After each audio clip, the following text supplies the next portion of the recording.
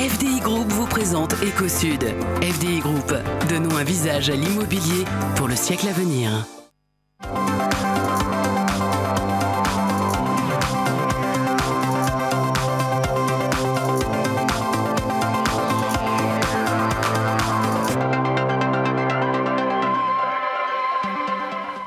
Bonsoir, bienvenue à tous. Merci de nous retrouver pour ce nouveau numéro d'Ecosud avec un numéro entièrement consacré aux jeunes pousses et aux coups de pouce apportés par la région Languedoc-Roussillon aux jeunes entreprises de chez nous. Et nous en avons 4 avec nous, 4 lauréats 2013 de ce concours coup de pouce. Et nous avons la grande organisatrice de ce concours, Hélène Giral, vice-présidente de la région en charge de l'économie. Bonsoir, merci d'être avec nous. Merci. Et vous avez amené avec vous 4 des 12 lauréats. C'est ça.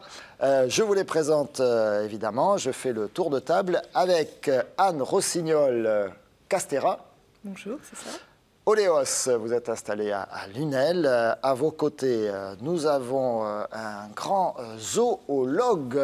Il s'appelle Damien Leral. Leral, c'est ça? Leral.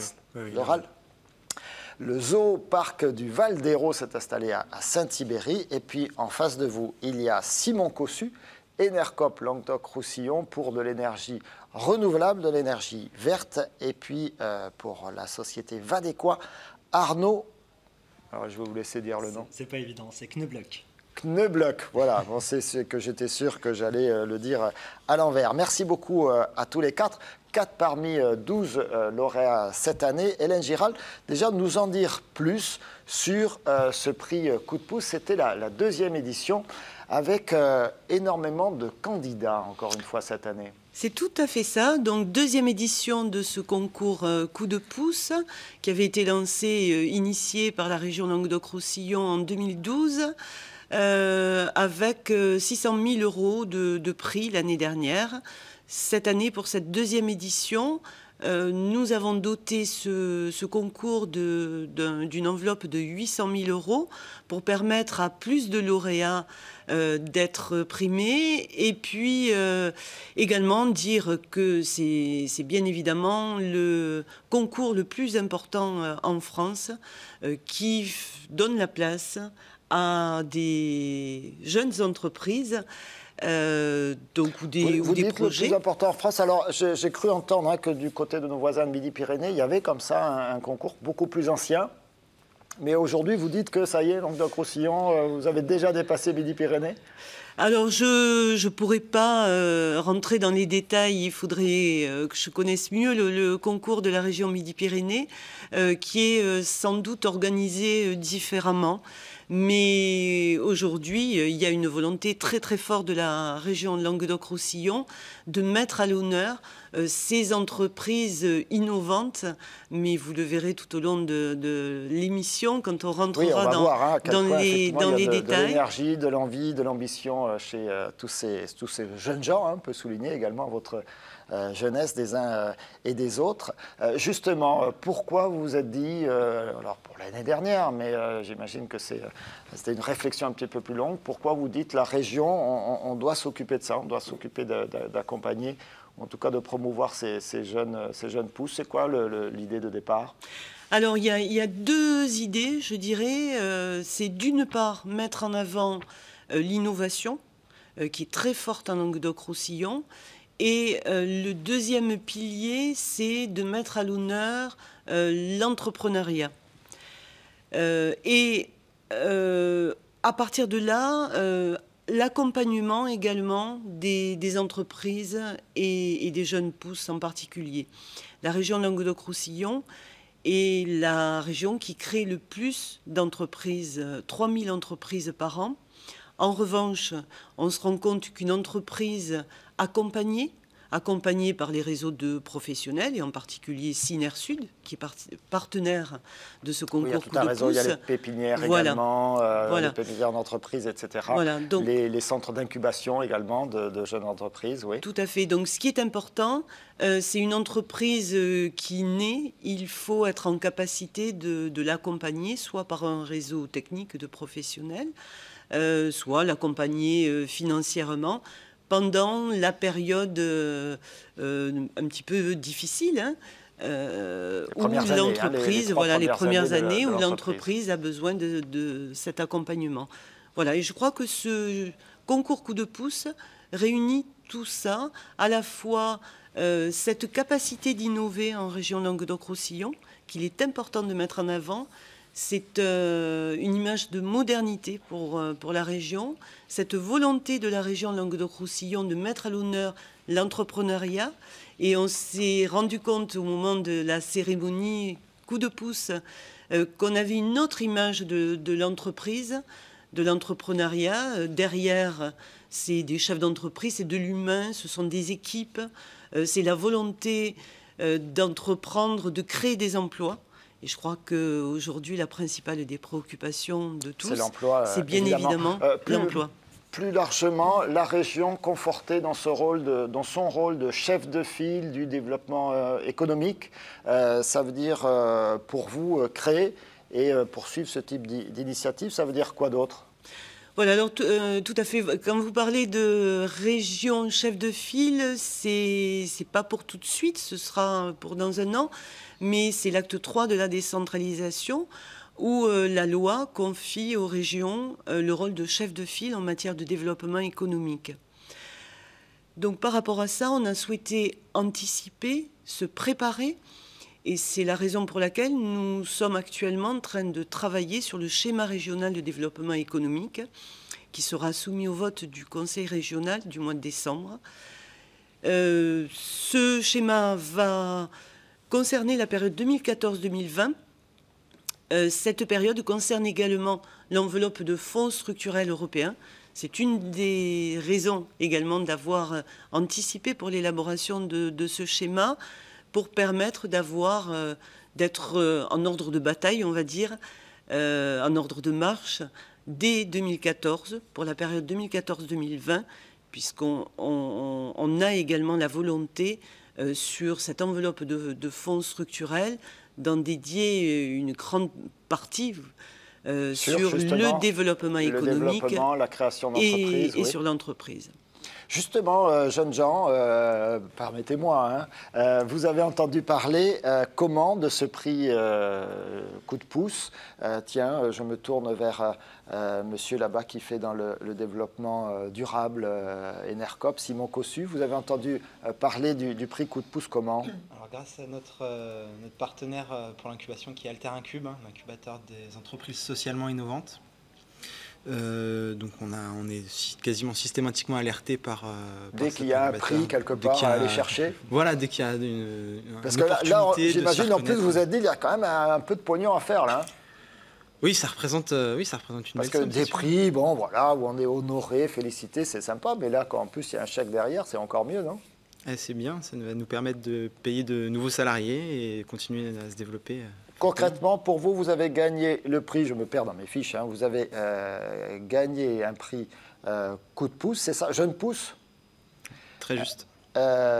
Sur cette catégorie, donc économie sociale, innovation en matière d'économie sociale. C'est le défi auquel on a répondu, nous, c'est le défi aménagement durable du territoire. Aménagement durable du territoire. Dans la catégorie jeune pouce, donc entreprise entre 1 et 3 ans, et on a reçu un prix de 100 000 €. 100 000 €. Voilà. Qui va nous permettre de vraiment consolider notre développement sur 2014 et 2015 avec peut-être 2, 3, 4, 5 recrutements en perspective grâce à ça. Vous confirmez 100 000 € aussi du côté de chez Oleos ? Je confirme. 100 000 € pour le parc zoologique ? Non, nous c'est une dotation différente. Puisqu'on n'est pas dans la même catégorie, nous on est dans la catégorie développement économique du territoire, donc Espoir, et nous on est sur une dotation de 75 000. Ah, c'est pas mal quand même, 75 000. Bon. Et vous, valez quoi ? 100 000 € aussi. C'est pas mal quand même. Vous avez dit 800 000 € distribués cette année sur les 12 lauréats, c'est ça ? C'est ça. En fait, la différence dans le montant, donc il faut comprendre qu'il y a 3 catégories, aménagement durable du territoire, égalité des chances et développement économique, mais c'est surtout à l'intérieur de ces 3 défis, il y a différentes catégories d'entreprises. Il y a le projet, le porteur de projet. C'est le cas donc de l'entreprise. Donc la graine d'entrepreneur, espoir, voilà. Jeune pousse et puis un coup de cœur. C'est ça, le coup de cœur, voilà. Dans chacune des 3 catégories, donc au final 12 lauréats. Un mot, 27 finalistes, c'est ça? Avec un grand oral hein, qui a été particulièrement difficile. Oh là, on hoche la tête là-bas du côté de Simon Cossu. C'était pas le plus facile, ça. Ah, c'est une grosse pression qu'on s'est tous mis. Après, ça a été plus ou moins vécu de manière, on va dire, dramatique par certains ou très plaisante par d'autres, quoi. Donc, et vous? Moi, ça s'est bien passé. J'étais ravi de... Ça s'est bien passé au final, puisqu'en plus, vous voilà. gagnez, vous prenez 100 000. Mais sur le moment, vous êtes régalé, vous. Ouais, en fait, avec Vadeco, on avait déjà candidaté l'année dernière. Donc, on savait à quoi s'attendre. Et donc, je pense qu'on s'est aussi préparé comme il se doit pour cet oral. Il faut savoir que c'est 12 minutes, montre en main, pas une seconde de Chrono, plus, où on a tellement de choses à dire. Voilà, on aimerait pouvoir raconter toute sa vie et toute son histoire. Et en fait, voilà, Anne Rossignol, vous l'avez bien vécu ce grand oral? Oui, je l'ai bien vécu. J'ai souvenir d'avoir envie de convaincre et en retour d'avoir le sentiment d'une écoute de qualité et des questions intéressantes. Donc c'était une belle aventure de 12 minutes. Et Damien Leral?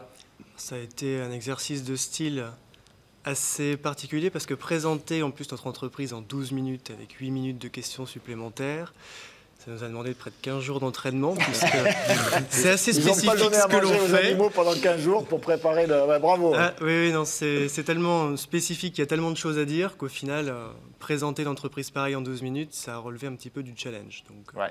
Mais challenge bien relevé. Il faut dire quand même qu'on est préparé et bien guidé par les organisateurs qui nous donnent une trame de présentation avec des critères qu'il faut présenter, etc. Donc ce qui permet d'avancer quand même c'est cet dans un cadre qui est effectivement important, un accompagnement avant, mais aussi Hélène Girard, un accompagnement après. C'est-à-dire qu'ils ont pris un joli chèque, ils ont eu une belle soirée, on a vu quelques images, ils ont été chaleureusement applaudis, mais vous ne les laissez pas tomber maintenant. C'est ça, tout à fait. Donc, à côté de cet accompagnement financier non négligeable, ça a été dit, c'est également un accompagnement technique. J'en parlais tout à l'heure, c'est important pour des jeunes entreprises ou des porteurs de projets d'avoir cet accompagnement technique. Donc, ils vont être accompagnés par la pépinière d'entreprise qui leur a fait découvrir ce concours, puisque, encore une fois, c'est en partenariat avec Synersud, mais également, ils seront accompagnés pendant 2 ou 3 ans, en fonction des besoins, par un comité de suivi, un comité de pilotage, constitué à la fois de techniciens de la région, des pépinières, chefs d'entreprise de leur choix, on en parlera avec eux, et puis les chambres consulaires, voilà, un certain nombre de personnes qui constitueront ce comité. Comité de suivi, en fait, qui leur permettront à un moment donné de faire un point, de s'arrêter sur leur activité, de prendre un petit peu de recul et de s'adapter, et puis également prendre bien sûr les conseils de personnes un petit peu plus avisées. Il lève un petit peu les yeux en l'air là-bas, Simon Cossu. Allez, on va faire un tour de table. Vous aviez 12 minutes la dernière fois pour vous présenter. Écoutez, vous avez 2 minutes chez nous. Anne Rossignol-Castéra, 2 minutes pour présenter Oleos. Ok, alors pour présenter Oleos, en 2 minutes, je vais peut-être le faire par un exemple. À Oleos, nous créons des actifs totalement végétaux pour des clients cosmétiques.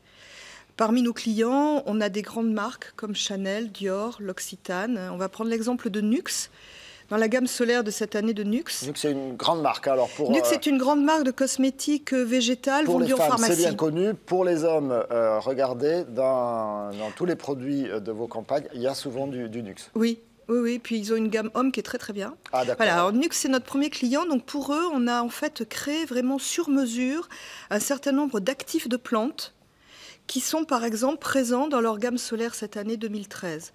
Donc notre travail à Oleos, c'est un travail de création sur mesure, d'extraits totalement naturels, et notre innovation, c'est un procédé pour obtenir ces extraits. Ils vont permettre de revendiquer des activités, par exemple anti-âge, anti-rides, dans les crèmes cosmétiques. Voilà. Et alors vous êtes installé à Lunel, vous êtes créé depuis pas longtemps? Alors depuis 3 ans, On était juste à la limite pour l'éligibilité au concours. On existe depuis 3 ans. Donc Oleos a déjà fait une partie de la première étape, je dirais, de création et de développement. Aujourd'hui, on est 10 personnes, 10 salariés. On a un chiffre d'affaires d'environ 800 000 euros. Et on est en plein dans cette phase où maintenant il faut gérer le développement très fort avec une stratégie de croissance à l'international. C'est ça que j'ai présenté au concours Coup de pouce et je pense qu'il y a eu une écoute par rapport à ça, puisque la volonté, c'est vraiment de porter cette cosmétique verte à une dimension internationale et derrière ça, de pouvoir créer des emplois. Vos approvisionnements, ça vient d'ici ? Alors, on essaye au maximum. Dès lors qu'on peut mettre en adéquation le besoin du client et une plante sourcée au niveau local, on va le faire. Par exemple, pour Nux, c'est une jacinthe d'eau qui pousse en petite Camargue. Quelquefois, les contraintes de nos clients ne permettent pas de trouver les sources locales. Mais on est dans une démarche d'éco-conception. Et à ce titre-là, on essaye au maximum de travailler sur des plantes... Avec des filières locales et des agriculteurs locaux. Je me tourne vers Simon Cossu, Enercop LR. Vous voulez fournir de l'électricité essentiellement renouvelable ou que renouvelable, uniquement renouvelable, et vous êtes en coopérative. Alors en 2 minutes, challenge, c'est parti. Challenge. Bon, alors très simplement, aujourd'hui Enercop, c'est une coopérative donc, qui regroupe des consommateurs d'électricité et des producteurs, mais aussi des collectivités locales et des partenaires techniques. En gros, on achète aujourd'hui en Languedoc-Roussillon à 15 producteurs d'énergie renouvelable de leur énergie qu'on va injecter sur le réseau public de distribution qui reste public appartenant aux collectivités locales et l'électricité est livrée en face à nos consommateurs. À côté de ça, on essaye de développer des moyens de production d'énergie renouvelable dans lesquels les citoyens, les collectivités vont pouvoir investir et donc avec l'idée quelque part de maximiser les retombées économiques locales qu'on va avoir sur la région. Et à l'autre bout de la chaîne, chez l'usager, on va travailler à lui permettre de réduire ses consommations avec différents outils. Ça peut être de la sensibilisation, du diagnostic, mais aussi de la formation. On travaille beaucoup avec les écoles d'ingénieurs, notamment celle d'Alès et l'EPF à Montpellier. Voilà, donc notre objectif, c'est de travailler d'un bout à l'autre sur la chaîne énergétique, créer du circuit court, rassembler tout ça autour d'une même coopérative qui va appartenir à l'ensemble de ses usagers dans un esprit d'intérêt collectif. Faut savoir que alors vous êtes créé depuis 2012. Oui, tout à fait. Donc là, avril 2012. Extrêmement récent. Concrètement, là, aujourd'hui, moi je dis tiens, j'ai envie d'acheter mon électricité à Enercop et devenir coopérateur. Je fais comment ? C'est très simple, vous allez sur notre site internet et c'est réglé en 3 clics. Il faut savoir aujourd'hui qu'on a 1000 compteurs qui sont approvisionnés dans la région, dont une collectivité locale qui a passé l'intégralité de ses compteurs. On a 120 professionnels. C'est la mairie de Lux-sur-Aude, donc dans la Haute-Vallée de l'Aude, un territoire très engagé sur le développement durable et le respect de l'environnement. Voilà, donc pour changer de fournisseur, ça se fait très, très facilement. Oui, puisque du coup, vous êtes dans le marché ouvert aujourd'hui de la fourniture d'électricité aux particuliers. Voilà. Donc votre concurrent, par exemple, principal, c'est EDF. Ça reste EDF, qui est l'opérateur historique. Et donc notre vision aujourd'hui, c'est d'essayer de recréer un service public à l'échelle locale, puisque on a vécu un monopole d'État avec ses côtés positifs et ses côtés négatifs. Aujourd'hui, on va sur un oligopole de marché, avec aussi des côtés positifs et des côtés négatifs. Donc ce qu'on essaye, nous, c'est de créer un modèle dans lequel en fait, l'ensemble des parties prenantes va être impliqué en termes d'investissement et de gouvernance, pour qu'ensemble, on puisse prendre les meilleures décisions dans l'intérêt de tous. Vous êtes combien de personnes aujourd'hui dans l'entreprise ? Alors, on est 3 permanents à Montpellier. Et déjà un chiffre d'affaires Ouais, alors pour 2012, c'est le début. C'est pas significatif, on va faire 100 000 euros de chiffre d'affaires, je pense, pour 2013. Bon, après, c'est un modèle économique particulier. Voilà, et vous avez dépassé vos 2 minutes. Mais Enercop LR sur Internet pour en savoir plus, c'est enercop.fr, tout simplement. Aussi. Et alors vous avez décidé de faire un zoo, Damien Leral, mais un zoo particulier, un zoo du 3e millénaire, je vais y arriver, du 21e siècle.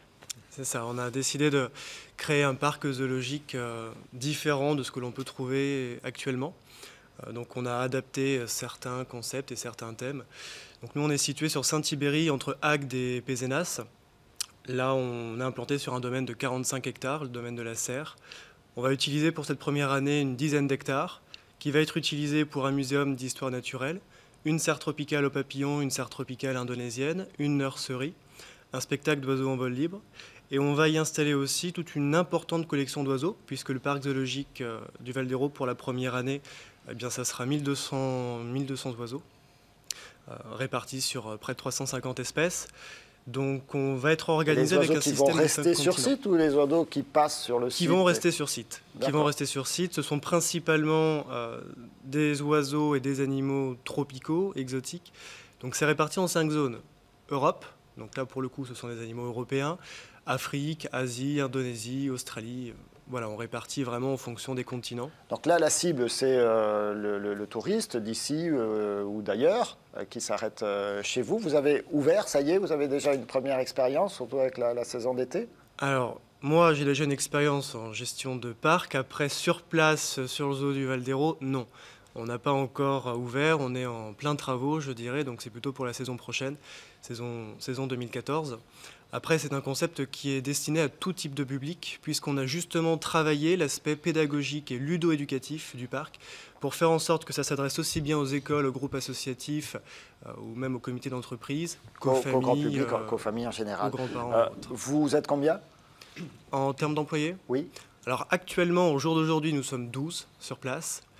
Et c'est pas mal déjà, oui. Voilà, c'est déjà pas mal et c'est une structure qui va compter près de 50 personnes d'ici à 3 ans. Chapeau. Vadéquois, Arnaud Knebloch. Je vais y arriver. Il y en a toujours un, c'est terrible. Knebloch. Vous, alors, vous m'avez dit, ça ne va plus, vous faites un truc entre Mythic et Affinity pour le monde professionnel. Tout à fait. Donc là, on change complètement d'univers. Nous, on est dans le domaine des RH et on est éditeur de logiciels. Et notre cœur de métier, c'est tout ce qui va toucher à la culture d'entreprise et au savoir-être des individus et essayer de voir s'ils sont ou pas en adéquation. Donc c'est les individus entre eux ou les individus et leur entreprise? Les individus et leur entreprise et les individus entre eux, un peu de tout. D'accord. Donc ça, on essaie d'avoir une approche scientifique pour un peu cette notion abstraite qui est la culture. Qui achète? Les entreprises achètent. Les entreprises achètent pour répondre à différentes problématiques. Ça peut être pour le recrutement. Recruter des gens qui partagent les valeurs de l'entreprise, mettre de côté un peu tout ce qui est diplôme, CV, et se concentrer plutôt sur le potentiel d'une personne. Ça peut aller beaucoup plus loin, ça peut être dans le cadre de fusion-acquisition, de grosses structures avec des cultures d'entreprise très différentes qui doivent fusionner. Là, il y a des vraies problématiques, des vrais enjeux où on intervient. D'accord, donc c'est un logiciel. Votre cible sont les RH, enfin les directions de ressources RH et dirigeants des entreprises et les dirigeants. Et donc elles acquièrent ce logiciel. Tout à fait. Et ensuite elles demandent aux employés de l'entreprise de rentrer, j'imagine, des informations à l'intérieur. C'est exactement ça. En fait, il y a plusieurs parties. Il y a, par rapport aux problématiques, mais il y a une partie d'audit de l'entreprise, de sa culture, des différentes valeurs, des sous-unités. Et une partie plutôt évaluation individuelle des dirigeants, des managers, pour voir si ça colle, si ça colle pas, s'il faut changer leur culture ou changer le mode de management. Vadéquois, ça a été créé en 2012. Oui. Ça y est, vous avez commencé à vendre déjà Ça y est, on est un peu comme mon voisin, donc là on va faire à peu près 100 000 € de chiffre d'affaires. C'est bien déjà. C'est déjà pas mal, on est une équipe de 5 personnes. Et bientôt de nouveaux recrutements grâce aux 100 000. Voilà, faites très bon usage de vos 100 000. Hélène Giral, qu'est-ce qu'on dit? On dit à l'année prochaine pour les jeunes pousses 2014? Alors déjà, je voudrais faire une remarque par rapport à toutes les interventions. Ce qui est intéressant... mais là, il me reste 10 secondes, là, Hélène Giral. Donc, oui.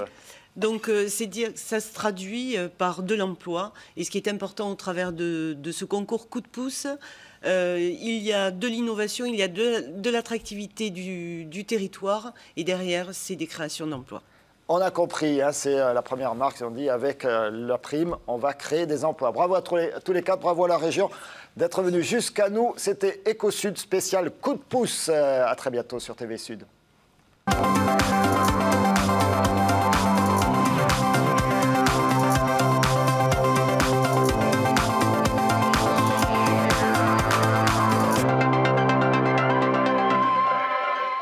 FDI Group vous a présenté Éco-Sud.